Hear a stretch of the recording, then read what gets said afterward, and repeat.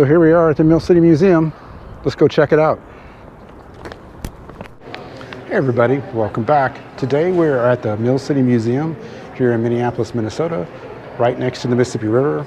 We're going to take a tour around the area here, check out the museum. This is the entrance when you come in. Back over that way is some of the ruins, and then the gift shop is over there. And then we got a little spot over here where you can eat as well. Let's go take a look around. And this section is called the Flower Tower. And so this is an elevator exhibit where they'll take us up through the milling process, and they kind of take you up on this elevator up to the top.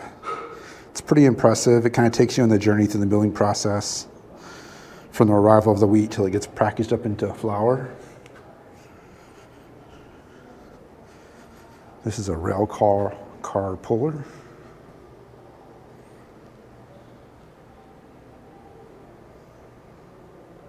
So it sounds like they used these to pull the train cars that were full of wheat into the facility. So they didn't want to use steam back then, so they had these big electric engines because the steam powered could cause a fire, and that could be a problem. So they use these huge, look at the gears in this thing. It's a big gear to pull in those train carts.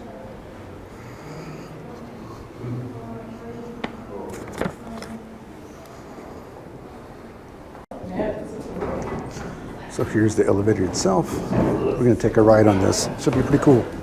Middle of the 1800s, it became important to white entrepreneurs and investors from the eastern parts of the United States who saw the waterfall, a change in elevation on the river, and realized it would be a great source of water power to run mills. So there ended up being a couple dozen mills within just a few blocks of where we are.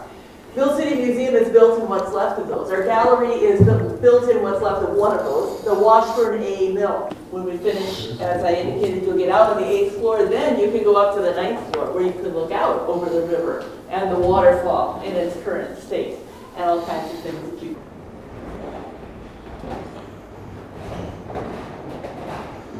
That over there is the Guthrie Theater out there. And you can see the river from here, which is pretty high right now because it's spring melt. So lots of water. We'll go check that out from the observation tower upstairs. Here's a different perspective from the room we were just in. So now we're at the top of the observation deck, and there is the Guthrie Theater and the gold medal sign out there. From up here we can get a really good view of the falls. So you can see it's a lot of water right now. Down below is the Stone Arch Bridge. Lots of water. Yeah, it's pedestrian water. So here we are outside on the observation deck. You can hear the river just moving. Some more views of the Stone Arch Bridge. Really windy.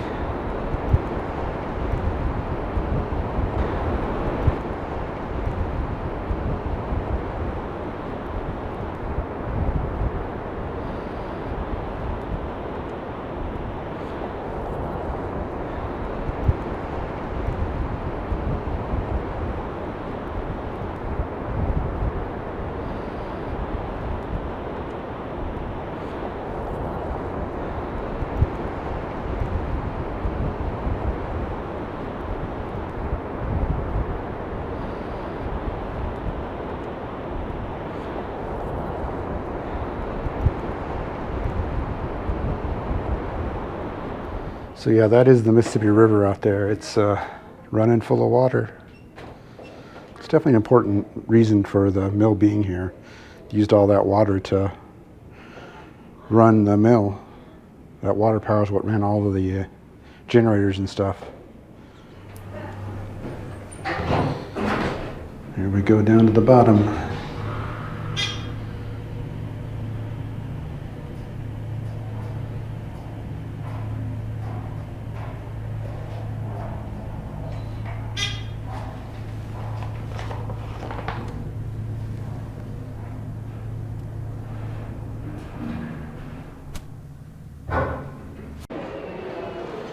These guys are putting together a big puzzle of the skyline. Have you tried spinning this? And if you look up, you're making that whole belt and pulley system work right over there. And that is making our bucket elevator move. Which is pretty cool. So they call this area the water lab. This is like it's a replica of the area down here.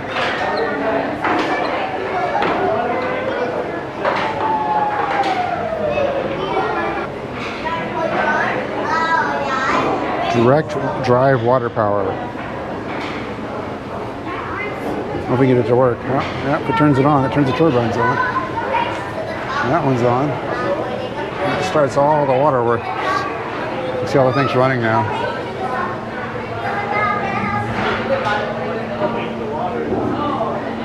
And if we turn it back off, no water, nothing's running. So this shows about how you can block the water and it gets to the top. See how heavy it is. They used to fill these big things up to run these turbines. I mean, these are miniaturized versions of it, but that's pretty cool, using the water to generate power. So here's an example of how it looked. They would divert the water off the river over to the big turbines and push them off the side. So that is the waterworks area.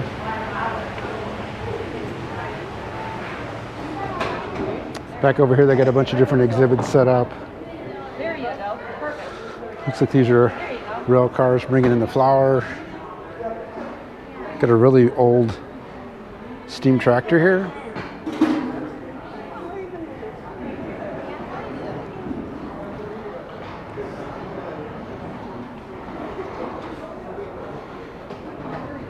Called the Minnesota Giant, number 14 it says.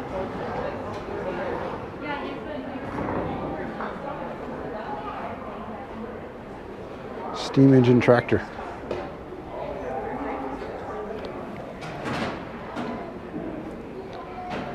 That is cool.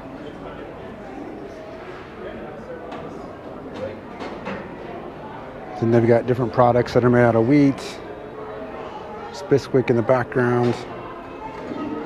The baking lab is over there where you can do a little baking.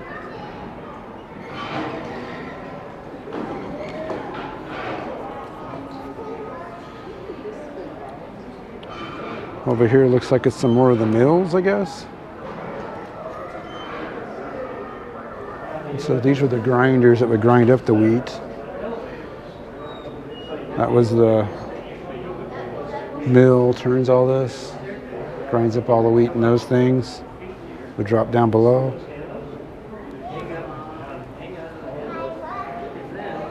These things are huge.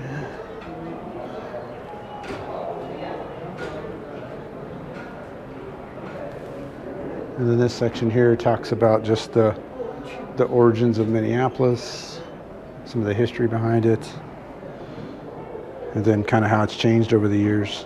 And about 4 years after that mill opened, it exploded, leveling the mill, leveling 5 other mills on the riverfront, cutting Minneapolis' mill capacity by about a third, killing 18 people. It was even felt so far away as in downtown St. Paul, nearly 10 miles away from us, where it actually shattered windows. As you can imagine, it was a very devastating time for Minneapolis. Right down there. So here's a picture of what it looked like after they had an explosion here.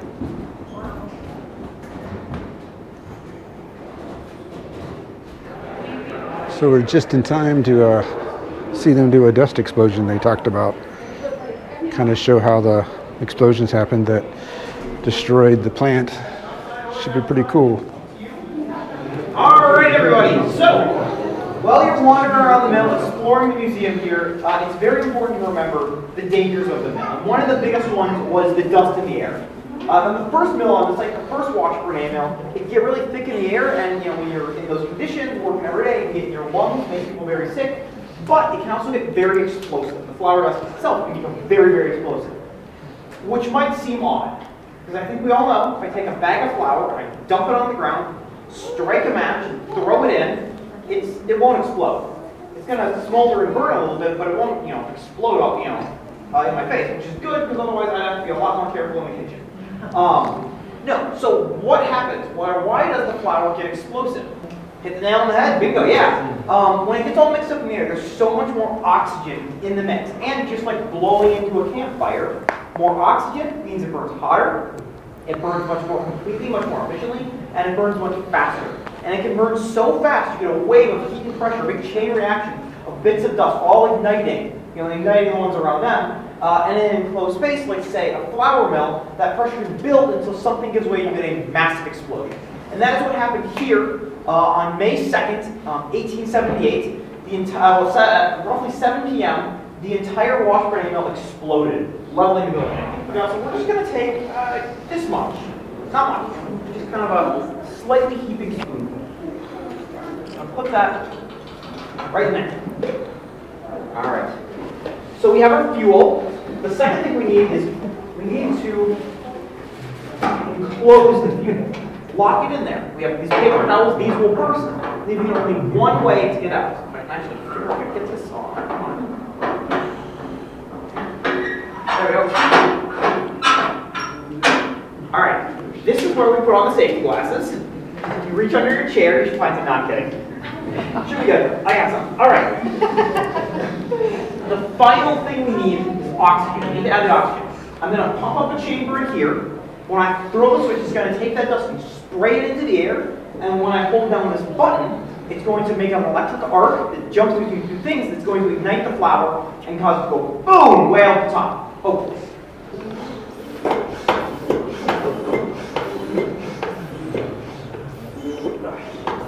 Much pressure as I can fit in. There we go. All right. All right. If you want to cover your ears, this is the time. All right. That sounds better. All right. 3, 2, 1.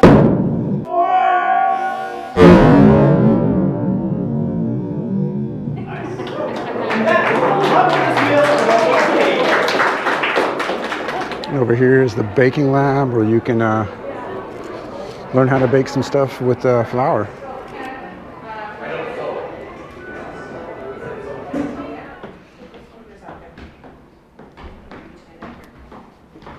So this is one of the rail cars that they had that they used to use to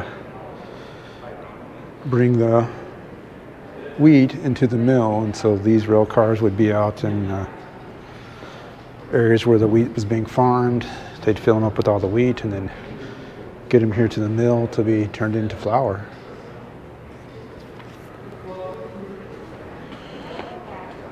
Here's another view of the rail car. Take a look inside of it. So looks like they filled up the wheat in all these barrels and shipped it off to the mill.